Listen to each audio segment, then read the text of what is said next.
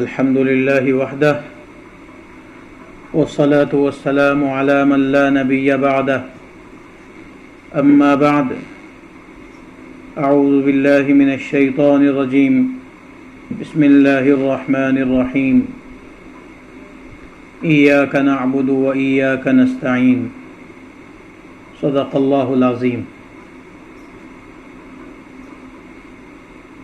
یہ سورہ فاتحہ کی چوتھی آیت ہے۔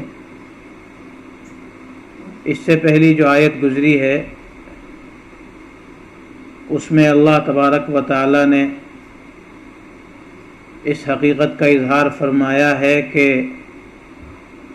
اگرچہ دنیا کے اندر ہر چیز پر ملکیت حقیقی اللہ تعالیٰ کی ہی ہے، لیکن ظاہری طور پر اللہ تعالیٰ نے اپنے بندوں کو کچھ ملکیت دے رکھی ہے، مگر ایک وقت ایسا آئے گا کہ جب انسانوں کی یہ ظاہری ملکیت بھی ختم ہو جائے گی اور اس وقت صرف اور صرف اللہ رب العزت کی ملکیت باقی رہے گی، اور پھر اللہ رب العزت اس وقت میں انسانوں کے اعمال کا حساب لیں گے۔ انسان نے جیسے اعمال کیے ہوں گے اس کے اعتبار سے انسان کے ساتھ معاملہ کیا جائے گا۔ جس انسان کے اعمال اچھے ہوں گے اس کو جنت میں بھیج دیا جائے گا،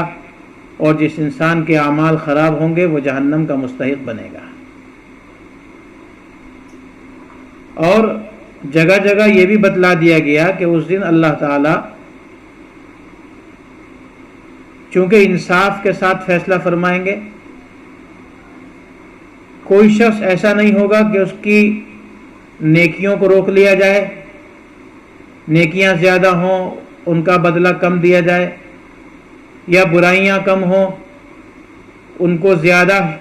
کر کے ثواب عذاب زیادہ دے دیا جائے۔ ایسا کچھ نہیں ہوگا،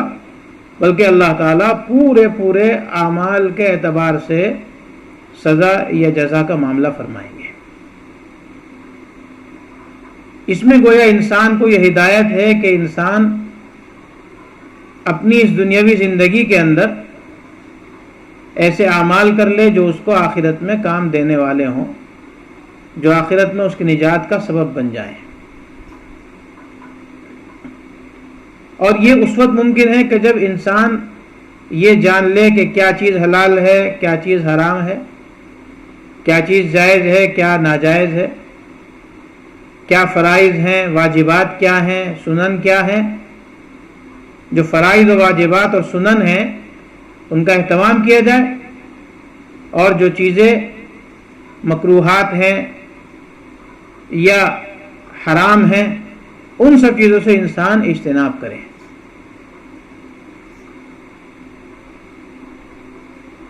جب انسان اللہ تعالیٰ کی ذات کو پہچان لے گا اور یہ مان لے گا کہ کائنات کے اندر سب سے بڑی طاقت اللہ تعالیٰ کی ہے، تو اس کا تقاضا یہ ہے کہ انسان عبادت اللہ کی کرے۔ تو اس چوتھی آیت کے اندر پہلا جملہ ہے ایاک نعبد، ہم تیری ہی عبادت کرتے ہیں، یعنی ہم اللہ کی توحید پر ایمان بھی لائے اور اس بات پر بھی ایمان لائے کہ جناب رسول اللہ صلی اللہ علیہ وسلم اللہ کے نبی اور رسول ہیں، اور اس بات پر بھی ایمان لائے کہ ہمیں اللہ کے سامنے حاضر ہو کر کے اپنے اعمال کا حساب دینا ہے، اور اب ہم عبادت بھی آپ کی کرتے ہیں۔ آپ کے علاوہ کسی کی عبادت نہیں کرتے، اطاعت بھی آپ کی کرتے ہیں، آپ کے علاوہ کسی کی اطاعت نہیں کرتے۔ ہم مدد آپ سے چاہتے ہیں، آپ کے علاوہ کسی سے مدد نہیں چاہتے۔ عبادت کے معنی آتے ہیں اصل میں بندگی کے، غلامی کے، گویا ایاک نعبد کہہ کر کے انسان اس بات کا اعتراف کر رہا ہے کہ ہم اللہ کی بندگی کریں گے، اللہ کی غلامی کریں گے، اللہ کے علاوہ کسی کی غلامی نہیں کریں گے۔ اور عبادت کا ایک مفہوم یہ بھی ہوتا ہے کہ کسی کی بات پر اعتبار کر کے، اعتماد کر کے اس کو مان لینا، یہ بھی عبادت کا مفہوم ہے۔ تو ایاک نعبد، اس میں بندہ اس بات کا اعتراف کر رہا ہے کہ ہم آپ کی اطاعت کریں گے، آپ کی عبادت کریں گے، آپ کے علاوہ کسی کی اطاعت اور عبادت نہیں کریں گے، صرف آپ کی ذات ایسی ہے کہ اس کی اطاعت اور عبادت کی جائے۔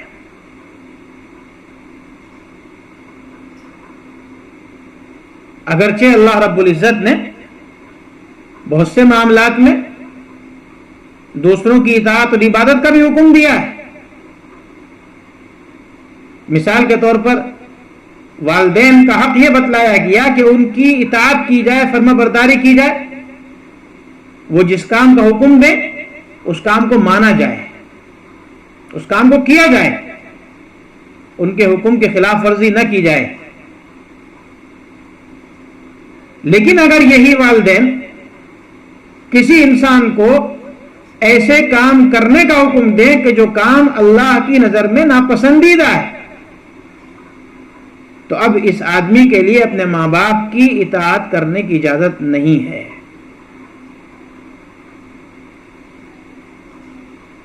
جیسے ابتدائی دور میں ہوا کہ ایک شخص ایمان لے آیا لیکن اس کے والدین ایمان نہیں لائے، اور والدین نے یہ شرط لگا دی کہ ہم تم سے اس وقت تک بات نہیں کریں گے جب تک تم اسلام سے ہٹ کر کے اپنے سابقہ دین پر نہیں آ جاتے۔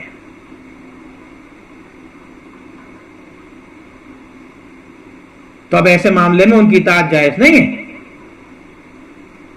قرآن کریم کے اندر فرمایا گیا ایک موقع پر وَإِن جَاهَدَاكَ عَلَىٰ أَن تُشْرِكَ بِي مَا لَيْسَ لَكَ بِهِ عِلْمٌ فَلَا تُطِعْهُمَا، اگر وہ تجھ پر اس بات کی پابندی لگائیں، تجھے اس بات پر آمادہ کرنا چاہیں، تجھ کو اس بات پر دباؤ ڈالیں کہ تم میرے ساتھ شریک ٹھہرائے ایسی چیز کو کہ جس کے شریک ہونے کی کوئی دلیل موجود نہیں ہے، اس لیے کہ کوئی بھی دعویٰ بغیر دلیل کے معتبر نہیں ہوتا ہے۔ اگر اللہ کے ساتھ کوئی کسی کو شریک ٹھہرانا چاہتا ہے تو اس کو یہ دلیل دینی پڑے گی کہ شریک ٹھہرانے کی وجہ کیا ہے۔ کیا اس نے آسمان کو بنایا؟ کیا اس نے زمین کو بنایا؟ کیا اس نے سورج اور چاند کو یا پہاڑوں کو پیدا کیا؟ اگر دلیل ہے تو لے کر کے آؤ۔ تو فرمایا کہ اگر والدین یا والدین میں سے کوئی ایک کسی انسان کو یہ کہیں کہ تو میرے ساتھ شریک ٹھہرا، اللہ کے ساتھ کسی کو شریک ٹھہرا، تو پھر فلا تطیعہما، تم ان کی بات مت ماننا۔ لیکن یہ بات نہ ماننا صرف اور صرف دین کے معاملے کے اندر ہے۔ البتہ دنیاوی معاملات کے اندر ان کی جسمانی خدمت کرنا، ان کا مالی تعاون کرنا، اس سلسلے میں کوتاہی کی اجازت نہیں ہے، بلکہ فرمایا وَصَاحِبْهُمَا فِي الدُّنْيَا مَعْرُوفًا، ان کے ساتھ دنیا میں دستور کے مطابق بھلائی کرو۔ جو کام ناجائز کرنے کو کہہ رہے ہیں اس کو تو نہ مانو، لیکن اس کے علاوہ معاملات میں ان کی فرما برداری کرو۔ ایسے ہی عورت کا حکم ہے کہ اپنے شوہر کا کہنا مانے، اپنے شوہر کی فرما برداری کرے، لیکن اگر شوہر ہی کسی وقت میں ایسی کسی بات کا حکم دیتا ہے جو شریعت کے خلاف ہے، تو اب عورت کو یہ حق نہیں ہے کہ وہ یہ کہہ کر کے شوہر کی اطاعت کرنے لگے کہ بھئی شوہر کی اطاعت تو واجب ہے۔ اطاعت مخلوق کی اس وقت جائز ہے جبکہ اللہ کی نافرمانی لازم نہ آتی ہو۔ لا طاعۃ لمخلوق فی معصیۃ الخالق، مخلوق کی اطاعت جائز نہیں ہے ایسے کام میں جس میں خالق کی نافرمانی لازم آئے۔ جب تک والدین یا شوہر اچھے کام کا حکم دیں تو اس میں اطاعت کی جائے گی، اور اگر کسی غلط کام کو کرنے کا حکم دیں گے تو پھر ان کی اطاعت نہیں کی جائے گی۔ ایک طرف تو انسان یہ دعویٰ کر رہا ہے ایاک نعبد، کہ ہم تیری عبادت کرتے ہیں، تیری اطاعت کرتے ہیں، تیرے علاوہ کسی کی بات نہیں مانتے، اور دوسری طرف پھر وہ اللہ کے حکم کے خلاف اپنے والدین کی بات ماننے لگے، یا عورت جو اپنے شوہر کی بات ماننے لگے، تو پھر اس کی اجازت نہیں دی جائے گی۔ اس لیے کہ جب یہ بات ثابت ہو چکی ہے کہ اللہ تعالیٰ اس کائنات کے خالق ہیں، مالک ہیں، رازق ہیں، رب ہیں، اس پوری کائنات کے نظام کو چلانے والے ہیں، تو پھر اللہ کی ہی عبادت ہونی چاہیے، اللہ کے علاوہ کسی کی عبادت نہیں ہونی چاہیے۔ جیسے میں نے بھی کہا کہ عبادت کے ایک معنی اطاعت کے آتے ہیں، اور حضرات صحابہ کرام رضوان اللہ تعالی علیہم اجمعین نے اپنے عمل سے یہ ثابت کیا ہے کہ انہوں نے اللہ اور اللہ کے رسول کی بات کس حد تک مانی ہے۔ ایک دور وہ تھا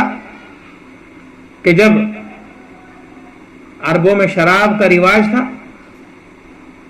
کوئی مجلس ایسی نہیں ہوتی تھی کہ جس کے اندر شراب نہیں ہوتی تھی۔ شراب بے انتہا محبوب چیز تھی، شراب سے اتنی محبت تھی کہ شراب ہر چیز سے جو بنائی جا رہی ہے، انگور سے بنائی جا رہی ہے تو اس کا نام الگ ہے، کشمش سے بنائی جا رہی ہے اس کا نام الگ ہے، کھجور سے بنائی جا رہی ہے اس کا نام الگ ہے، جو سے بنائی جا رہی ہے اس کا نام الگ ہے۔ عربی زبان کے اندر شراب کے لیے 200 لفظ استعمال ہوئے ہیں۔ شراب ان کی گھٹی میں پڑی ہوئی تھی، جو جتنا بڑا شرابی اتنا معزز سمجھا جایا کرتا تھا۔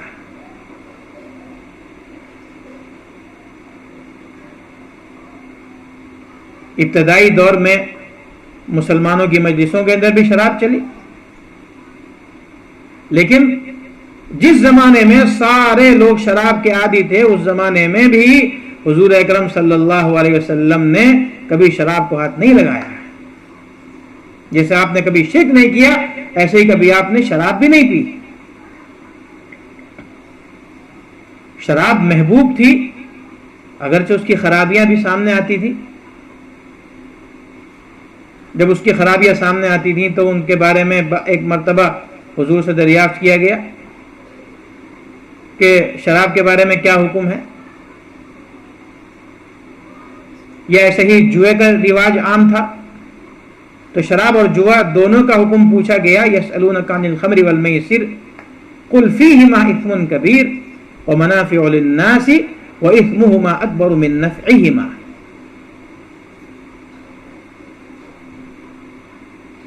اللہ تعالیٰ نے فرمایا کہ آپ بتلا دیجئے کہ اس میں بہت بڑا گناہ ہے، اور لوگوں کے لیے کچھ منافع بھی ہیں، لیکن منافع کے مقابلے میں گناہ زیادہ بڑا ہے۔ گویا ایک طریقے سے مسلمانوں کے ذہن میں یہ بات ڈالی گئی ابتداءً کہ شراب کوئی اچھی چیز نہیں ہے، اس لیے کہ عادت کو چھڑانا جو ہے یہ تو بہت مشکل کام ہے۔ فطام العادت یشد من فطام الرضاعۃ، عربی کا مشہور مقولہ ہے کہ عادت کو چھڑانا بچے کا دودھ چھڑانے سے زیادہ مشکل کام ہے۔ تو پہلے مرحلے میں ذہن سازی کی گئی، نتیجہ ہوا کہ بعض صحابہ کرام جو ہیں شراب پینے سے رک گئے، لیکن کچھ وہ تھے جو ابھی بھی شراب پیتے تھے۔ حضرت عبد الرحمن ابن عوف رضی اللہ تعالیٰ عنہ کے یہاں ایک مجلس تھی، دعوت تھی، اس میں شراب چلی، نماز کا وقت آ گیا تو نماز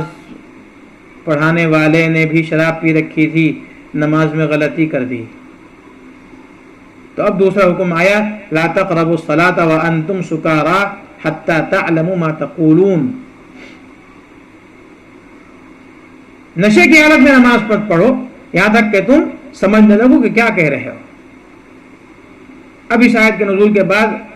بعض صحابہ نے چھوڑ دیا کہ یہ تو ایسی خراب چیز ہے کہ نماز کو بھی روک دیا گیا اس حالت میں نماز پڑھنے سے۔ تیسرے نمبر پر آیت جو نازل ہوئی اس میں یہ بتلایا گیا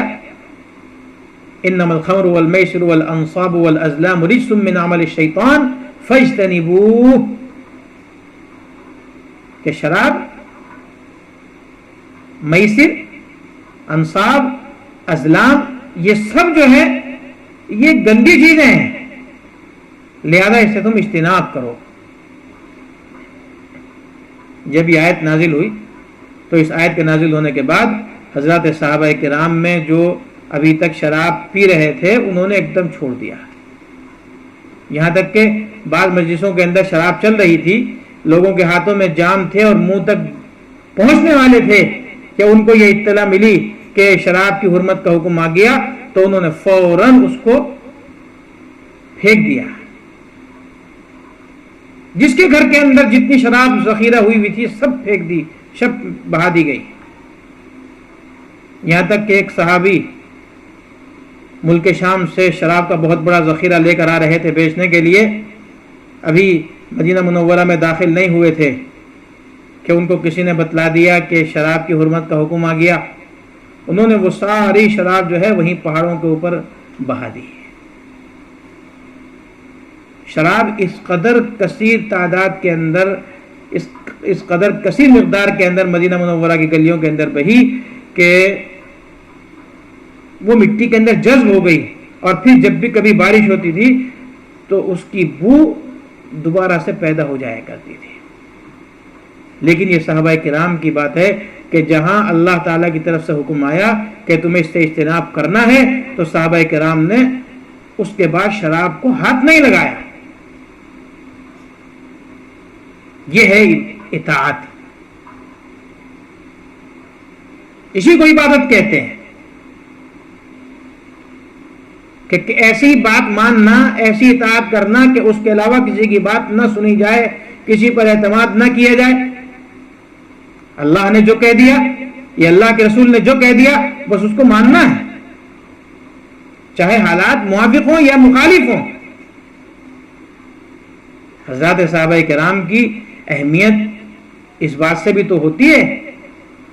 کہ اس زمانے میں انہوں نے حضور کی زبان مبارک سے نکلی ہوئی باتوں پر اعتماد کیا جبکہ ماحول انتہائی خراب تھا،